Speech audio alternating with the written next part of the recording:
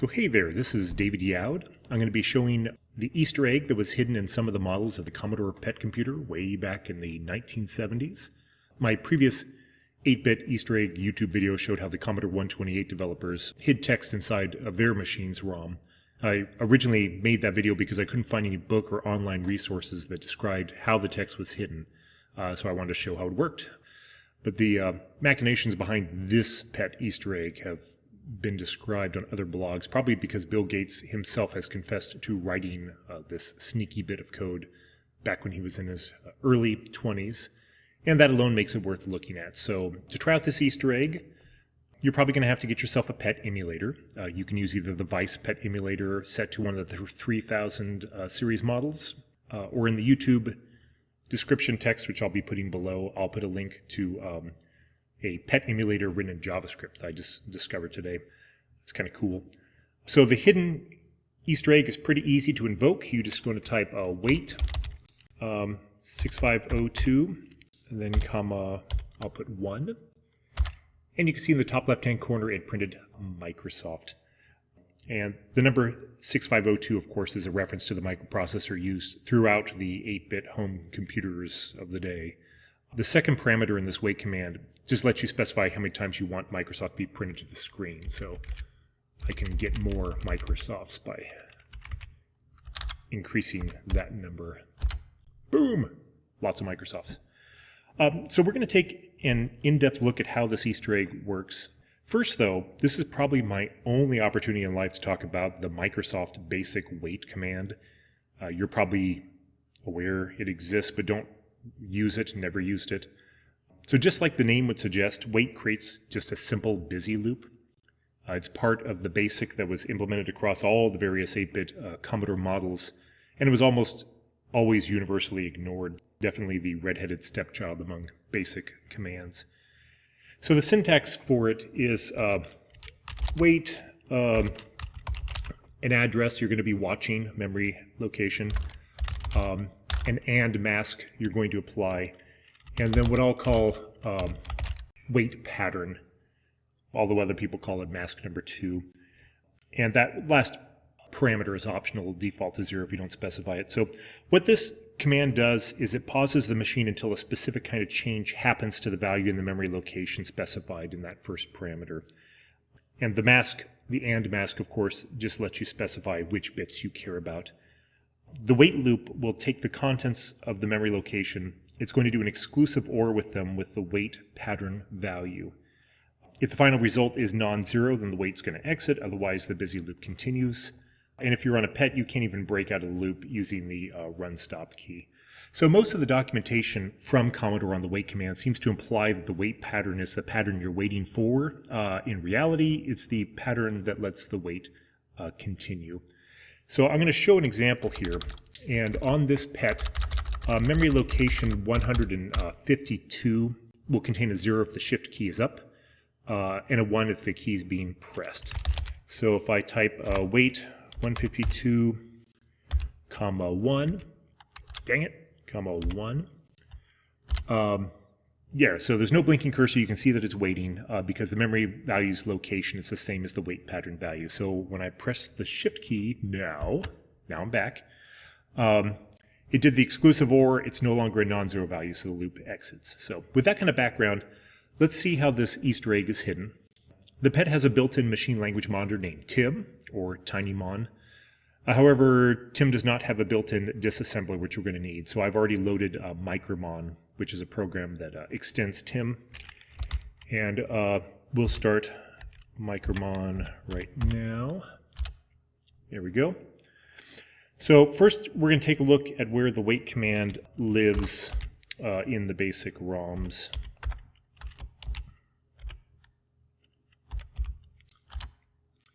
That's the wait command. So let me go up here a little bit. So these instructions here, so the instructions from my cursor's location and up is just parsing out the command line parameters and storing them away. It's the ones underneath here that actually process the wait command. And this one reads the memory location that we specified. This one checks that wait pattern. This one gets it reduced down to just the bits we care about, and if it's a 0 result, it will just continue to loop and loop and loop, and if not, it's done waiting. And that's how it works. And in reality, there's really very few opportunities to use the wait command to solve programming problems. As basic commands goes, this one flirts with being approximately useless, so what better place for Bill Gates to hide his Easter egg, which is just what he did. So looking back at the code, there's this branch here to D745 that in the earlier version of the ROM, the code just skipped down to this instruction, but now it branches out to this special secret Easter egg code that Bill added later. So let's go take a look at that now.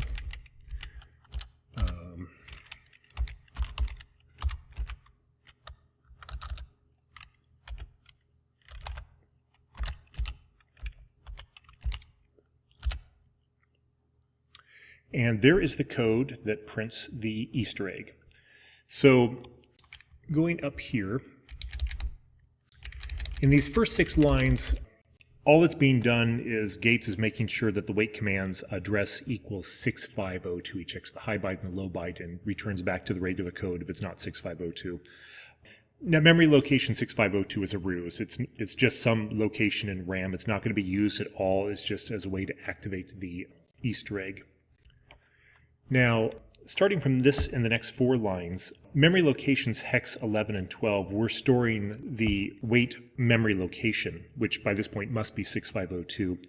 Gates repurposes this memory to hold a pointer to screen memory where he's going to print the characters. And it gets initialized to hex 8000, which is the top left-hand corner of the screen. Now the screen contains 1000 characters, so to march across the screen, printing characters, from top to bottom, this loop needs to be able to count past 255. And so this is basically moving into the Y register an initial value of 0, and this value is going to increment every time that a character is written. And you can see that down here. We increment it, and as long as it didn't wrap by hitting 255 and going back to 0, then it just continues the loop. But if it does wrap, it increments the high screen pointers value, and this way we can point to all 1000 screen memory locations in turn. Now, coming back up to here, so the X register is getting initialized with 10. It's going to read the 10 characters Microsoft plus the exclamation point. And so it reads each character, as you can see here. And so E081 plus anywhere from 10 counting backwards to 1 is going to be added to that address to read each character in turn. And then down here it gets decremented, again completing one of these nested loops. If there's more characters left in the word Microsoft, it's going to loop. And during the middle of this loop, it's going to be stripping the top 2 bits off of each byte. This is part of what Bill Gates did for obfuscation of the characters in the ROM, which we're going to be seeing shortly. And when it stores it, it makes sure that it stores it on the right location in the screen as it's marching across. And then down here towards the end, this is decrementing the second parameter's storage. That was the comma, how many times we wanted to print it. Remember, we printed it 31 times, that the second example. So that will decrement it by 1, and if it reaches 0, it's done printing the word Microsoft over and over and over again. So since the screen displays 1000 characters, wait 6502, 100 would fill the screen. For values larger than 100, the code doesn't account for that here. It's pretty simple. So those characters are going to be written past the end of screen memory, and they will go into a ROM expansion area, but it doesn't cause any problems. So let's move on to where and how these letters were stored. First, a little bit of background that the viewers might already know, but I'll describe just in case. The characters that are involved here, which can be letters, symbols, punctuation, they have 2 different value representations, depending on whether you're using them in screen display memory like we're doing here, or if you're using them as PETSCII, which is what you use for the basic kernel routines. And if you're using them as screen memory, as this Easter egg does, then you use screen display codes which store the letters A through Z as 1 through 26. So the number 13 should give us an M. So here's 13, and I'm just asking the monitor here to do some conversions for me. And you can see there's an M right there. That's the low byte, and it's basically showing that M is a screen code interpretation of that. So since these are low numbers, the 6 and 7 bits aren't used, and that's where Gates puts in random values into those high bits to make the text more hidden in the ROM. If you add 64 to the value, though, which is the same as turning on the 6-bit, you can convert the letters to their PET range. So now A to Z would be 65 to 90, just like it is with contemporary ASCII. So if I look at number 77, that's the PET or ASCII version of M that's there. So that's just a little bit of background on how those are represented. So micromon can do memory dumps to show us the hidden text bytes that we just saw read earlier in this Easter egg code. So I'm going to do a memory dump from E08.2 to E08B. And here they are. They're stored in backwards order. So this is the M, and this is the I, and it goes backwards, coming all the way to F, T, and exclamation point here. So the screen codes don't display on this right-hand side that's in this reverse text naturally. If you look at the S, this is the letter S, this is 13. The S is not displaying here. Now, that's because it actually wasn't obfuscated at all. It's in its pure screen code form. Gates left that particular one unmolested by high bits. I don't know why. But as you can see, the unobfuscated text does not display on the right-hand side. But what's kind of strange is that 6 of the 10 characters print out as if they were decoded by this monitor all by itself. You get the M and the C and the R and the F and the T and the bang. It almost looks like micromon is decrypting this for us, and that's because when we're doing memory dumps, micromon maps the byte character displays to a reduced and repeating set of symbols. Now remember, when obfuscating by adding by the 6-bit, this converts the letter from a screen code to PET. So you'll see it displayed correctly in the memory dump. And if both the 6th and 7th bit are added, as in the case of the M right here, you also see it displayed correctly because micromon ignores the topmost bit when choosing how to display letters in memory. Now for punctuation of digits, micromon ignores not just the top bit, but the top 2 bits when deciding what symbol to display, like this exclamation point. So basically, letters that are encoded in this way will display correctly half the time. Punctuations and numbers will display 100% of the time correctly. So there's a lot of serendipity going on here. Gates' encoding scheme seems inadvertently optimized to leak plain text under this strange way of showing memory dumps. So it's kind of weird just to see it that clearly.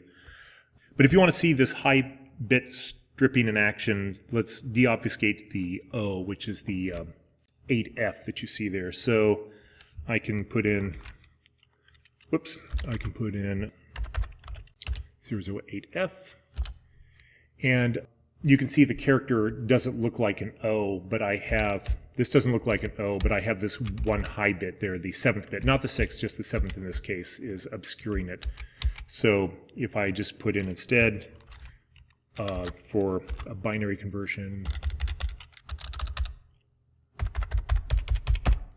and strip off that top bit, now the O shows up like you'd expect. So anyway, that should be, that's a pretty complete explanation of what's going on there. If there's any kind of rhyme or reason to the choice of the top 2 obfuscating bits, I can't tell what it is. I mean, the letter O occurs twice, and it's strange that with 4 ways to encode it, Gates chooses the same 8F value both times. Otherwise, it could have been like a cool homophonic substitution cipher. But anyway, we're done here with micromon. I'm going to exit out. One last point of interest. I'd like to show that this is all very easily accessed from BASIC. So let me do that here.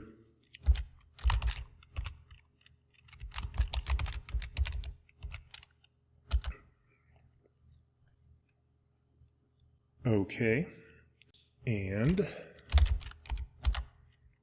so this code is effectively just the same as the assembly language that you saw. The only difference is on line 40, we're changing some of these screen codes to PET ranges so they can just print using normal BASIC calls. So we run.